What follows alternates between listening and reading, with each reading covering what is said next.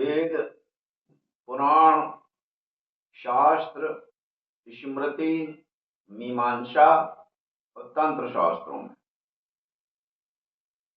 अनेक प्रकार की विद्या है। अनंत शास्त्रम, शास्त्र ही अनंत है और गिनती नहीं है, इतनी विद्या है जी। अनंत शास्त्रम बहुलाश्च विद्या अल्पश्च कालो बहुविघ्नता च। जी। अनंत विद्या है, अनंत शास्त्र है जिनकी कोई गिनती नहीं है। पूरी जितनी भी संपूर्ण विद्याएं हैं जी। वो विश्व विद्या मिलाकर के 10 महाविद्या हुई हैं। जी। ये एक ही में सब हैं। जैसे नदियां अनंत है, नदी, नाले, महानदी, इनकी कोई गिनती नहीं है। प्रसिद्ध प्रसिद्ध जो तीर्थ है उन्हीं की गिनती है। नाली से लेकर के नदी और नदी से महानदी, तो ये सब मिलकर के समुद्र में चली जाती हैं। इसी प्रकार जितने भी अनंत शास्त्र है, अनंत विद्याएं हैं, इन समस्त प्रकार की संपूर्ण विश्व विद्या मिलाकर के 10 महाविद्या हुई है। जी। वो है महाकाली, तारा, षोडशी, त्रिपुर सुंदरी, भुवनेश्वरी, छिन्नमस्ता, त्रिपुर भैरवी, धूमावती, बगलामुखी, मातंगी और कमला। जी। इनमें सब में संपूर्ण विश्व विद्याएं हैं।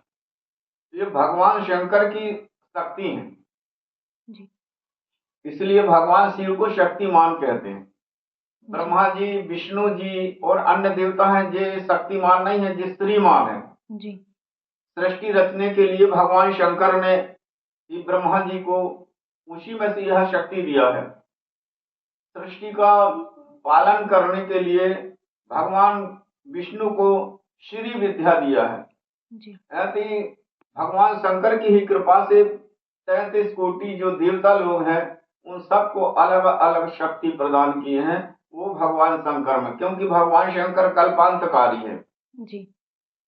सर्जन, आर्जन और विसर्जन सब शंकर जी की कृपा से होते हैं। सर्जन माने सृष्टि की रचना करना, जीव 84 लाख योनियों को जन्म देना, ये बनाने का काम ब्रह्मा जी का है। जी। और इनकी पालन करने की जवाबदारी भगवान विष्णु की है। यस यज्ञाः जगत सृष्टाः विरंचिः पालकौ हरिः सहर्ता काल रुद्रा रूपो नमस्तस्मै पिनाकिने। जी। तो जब पूर्ण ब्रह्म से जब पुरुष और प्रकृति प्रकट हुई, माने आपने फोटो में देखा होगा किसी में कि भगवान शिव की आधा अंग स्त्री का है, आधा अंग पुरुष का है।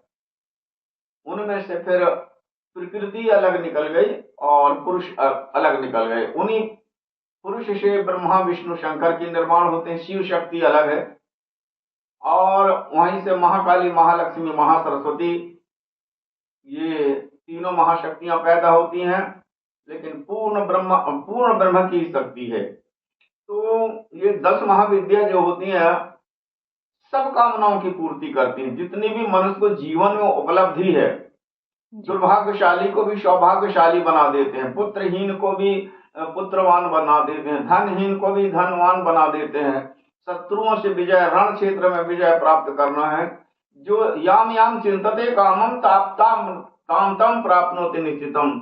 मनुष्य जो जो कामनाओं की चिंतन करता है, इन 10 महाविद्या से यदि एक की भी सिद्धि प्राप्त हो जाए, चाहे महाकाली की, चाहे तारा की, चाहे षोडशी त्रिपुर सुंदरी की, चाहे भुवनेश्वरी की, या बगलामुखी, मातंगी, कमला, ये राजाओं के लिए शत्रु को परास्त करने के लिए, शत्रु की माने बुद्धि को भ्रम में डालने के लिए, उसकी क्रिया करतूत को स्तंभन करने के लिए ये बगलामुखी है।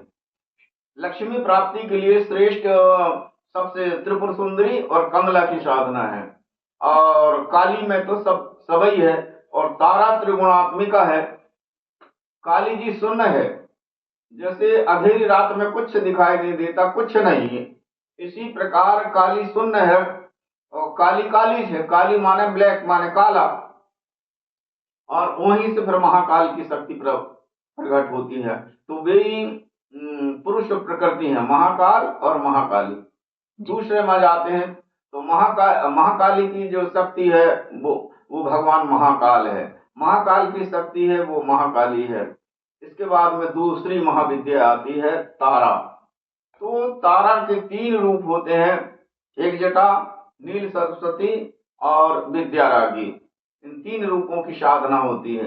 यही सत, रज और तम, ये तीनों भाव से साधना होती है।